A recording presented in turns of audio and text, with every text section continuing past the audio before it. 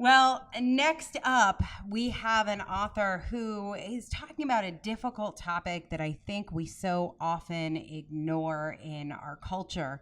And that is really about the loss of a parent. As an adult, losing your parents, it's just one of those things that we don't spend a lot of time talking about.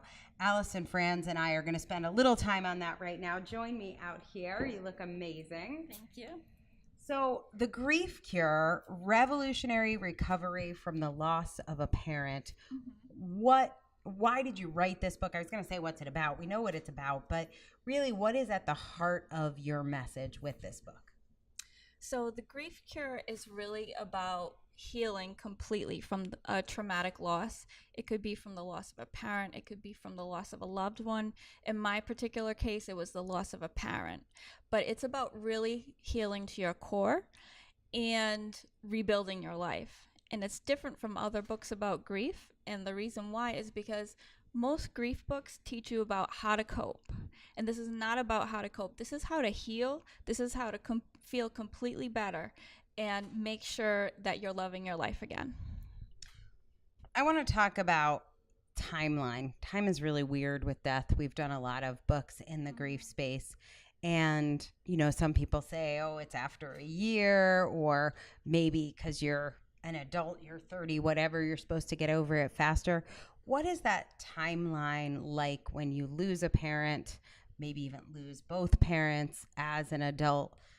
What do you see as the timeline for when somebody should start the recovery process, and when are we just in the it's okay to stay home and cry for a couple weeks stage? So I have two thoughts on that.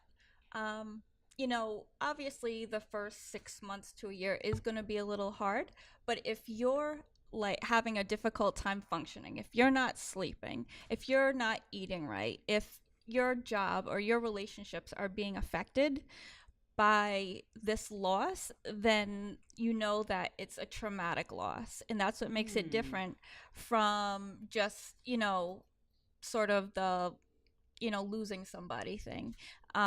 It's for some people, some losses really feel like a huge devastation. And when you have that experience, it affects you globally through your life. I love that distinction between a traumatic loss. Like, I didn't actually know those characteristics. I think that's helpful because I think you're probably getting mixed messages from friends and people who don't have the kind of background that you have, of people saying, like, it just takes time. Time heals all wounds. Stay with it. What are some of the things that you think are least helpful that people hear when they're in a state of traumatic loss? I think the biggest thing that's hard is that people always say, give it time, give it time, give it time. And if you're really devastated by the loss of a loved one, time is not going to make it better.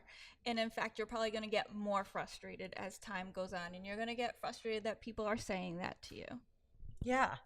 Don't you feel like we need to tell people that? I know you Yeah. just did, but I'm like, get that message out. Yes. And if you were someone, and I know before I learned from our authors, if you were someone who has said to someone going through loss, like, oh, just give it time, instead, try giving them a copy of Alyson's book, The Grief Cure, or reading it for yourself too, even if you're not in a state of traumatic loss, because I think we get frustrated.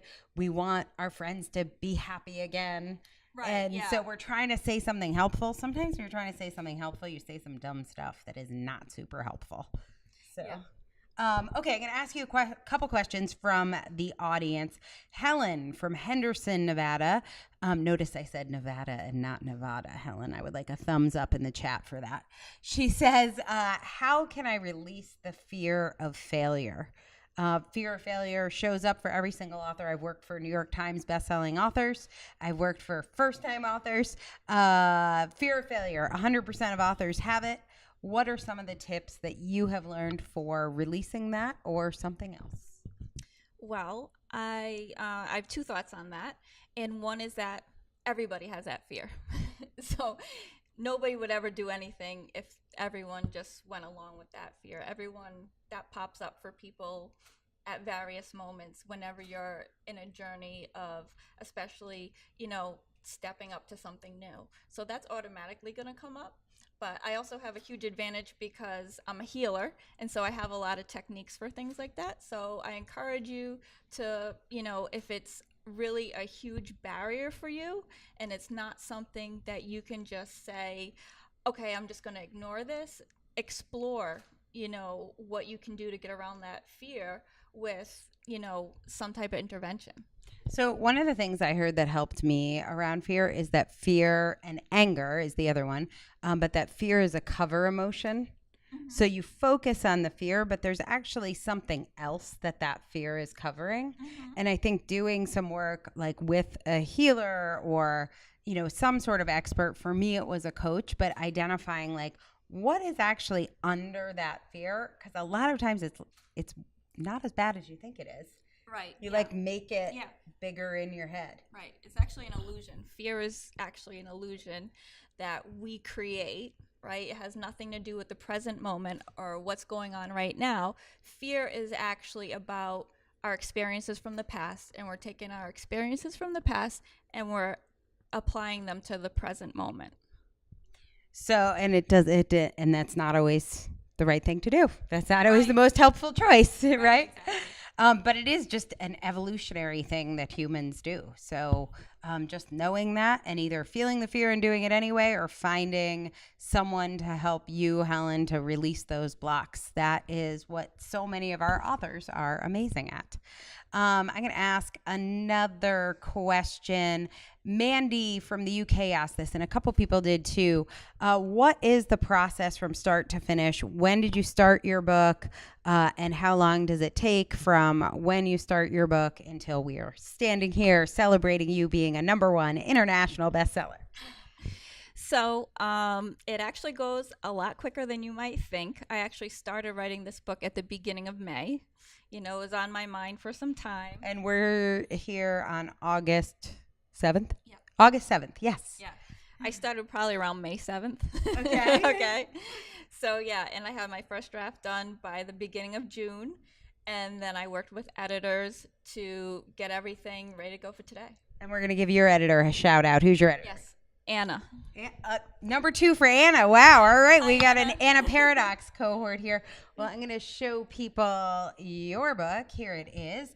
The Grief Cure by Alyson Franz, a revolutionary recovery from the loss of a parent. If you know someone going through any sort of traumatic loss, right now below, you see the link to Alyson's book. The book is free. You want to get it today. It will not be free for long. Go ahead and get it. Give it to a friend who you care about. This book will inspire transformation. I guarantee it. So, Alyson, thank you so much. And congratulations on your beautiful book.